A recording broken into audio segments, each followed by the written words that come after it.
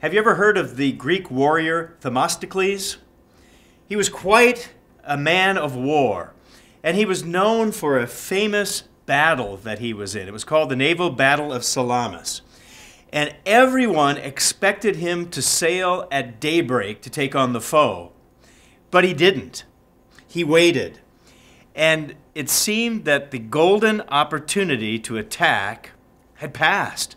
In fact, many were ready to accuse him of being a traitor to the country because he didn't jump right out there. Yet he waited. Now, why would he delay? Well, Themistocles knew something that was maybe unknown by so many. And that was the fact that by 9 o'clock in the morning, the wind would begin to blow. And so instead of attacking at daybreak, Themistocles decided to wait and harness the power. He knew that the wind would be blowing. And by utilizing the power of the wind, the men who would normally row the boats, those naval ships, would be saved from using up all of their strength in rowing, and then they could turn and be warriors, and they would be able to come at full strength to be able to help with the battle. So can you imagine what happened at that naval battle of Salamis?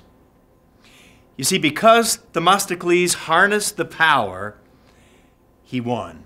He won that battle. Now, one of the interesting things about this is in this physical sense, he harnessed the power of the wind.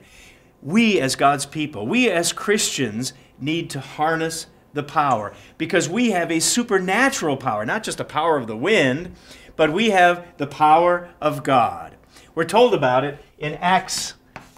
In the book of Acts, we're told about it right at the very beginning. Just after the crucifixion, Jesus Christ said something amazing. He said, "You shall receive power when the Holy Spirit has come upon you, and you shall be witnesses to me in Jerusalem, in all Judea and Samaria, and to the end of the earth." You see, that's the power that we've been given. Not just the wind, but the power of God's Holy Spirit.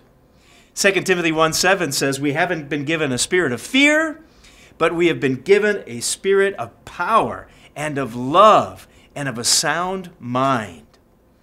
So let's remember. If we can't remember that long name or pronounce Themistocles, we certainly can remember the power of God that we've been given, His Holy Spirit. That's BT Daily. We'll see you next time.